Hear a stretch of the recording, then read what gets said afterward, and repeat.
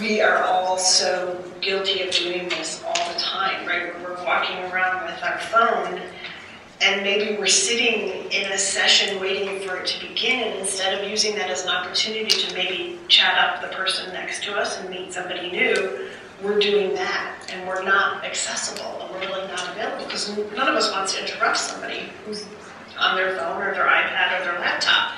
So try and think about that this week, right? And maybe put that aside on occasion, right? Resist that urge and go back to the old days when we used to have to wait in line for payphones to call in, right? And even then, you would talk to people because you'd talk to them while you were waiting. So just think about that this week and try and make yourself more accessible. And think about being the person to initiate a conversation with somebody. The whole part about networking is that you're trying to meet new people, you're trying to learn new things, you're trying to widen your horizons, and that's the only way you can really do that. And doing it in person is the ideal way, because you really can form some solid connections that way.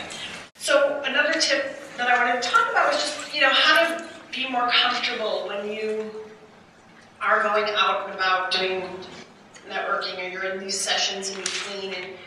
And there's the idea of, you see a group of people, and maybe you're here by yourself, and you want to break into that group because you're just, you want to meet some new people.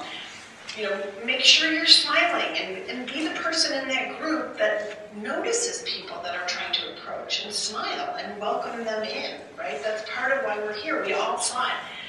80% of us are here to try and meet and make new connections. So if we're all taking some time to do that and really welcome people into those circles, or to start those conversations, especially if you are a little more extroverted or comfortable, set that example and try and bring people into the discussions. So, this handshake thing I can't emphasize enough, right? We've all been the recipient of that dead fish kind of handshake sometimes, and it's just limp. Just practice your handshake. Practice it. I'd like to ask everybody to shake hands with somebody near them right now. Okay, take a second. Shake hands.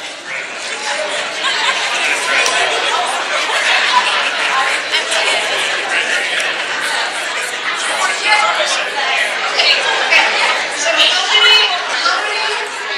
how many of you were the recipient of a bone crushing? Okay, and any left dead fish? No? Good. See? So if we talk about this stuff, we make everyone more conscious of it, and then you pay more attention. You think about that when you shake someone's hand. It's, a couple pumps, a nice firm handshake is, because the reality is nobody remembers the normal ones. We remember the crazy ones. You just go, wow, was that guy with that weird handshake? Yes. So don't be that person. And then, try opening your conversations with things that you have in common. I always like to tell the story about how at a wedding, everyone can talk to people at a wedding, because we all have a question we can ask. Do you know the bride, or do you know the groom? There's always an opener. So think about that at conferences. What you have in common, like, a bride or a groom at a wedding, is you're all here. So use the place you're at as the conversation starter. What brings you to OHUG this year? Were you at OHUG last year? What was your favorite year? Anything to do with where you are. Who are you looking forward to hearing speak? Is it someone from a choir? Is it someone from the fusion group? Ask questions about why you're here. It just makes it easy to relax and get comfortable making that small talk, right? You've got a really easy conversation starter. And then, if you're trying to move the conversation into more of a sort of networking zone where you really do want to find out more about what the person's career path is, or what their profession in our industry is, ask them what they're working on these days. A lot of times people want to talk about some of the business problems they're facing, or also they can answer that question. Like, I use this question when I talk to job seekers, because this is a really safe question. Most people don't want to hear that, what do you do? So what do you do, right? It's that there's a judgment sometimes in that. Whereas when you ask people, what are you working on? Somebody who's looking for a job can feel very comfortable saying, oh, I'm working really hard, I'm looking for a job right now. And they don't have that awkward, oh, I'm in between, I'm in transition, whatever that code is, you don't have to say it.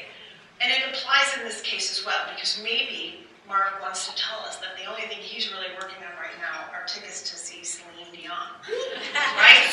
So So then, if it turns out that your brother-in-law lives here, you might have a hookup for him. So it's good that you asked that question, and good that he answered it honestly and said, this is really what I'm working on right now. I gotta get those tickets. So think about that as a way to just engage people, and also asking people if there's anything they need help with right now. Like, what's wrong with just asking that question? A lot of times we are here because we do need help with something.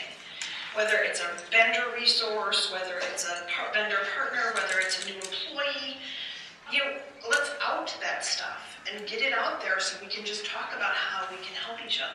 You're not hunting prey here, right? This isn't hunting, it's seed planting. It just takes time, and you have fun with it, and you relax, and you enjoy.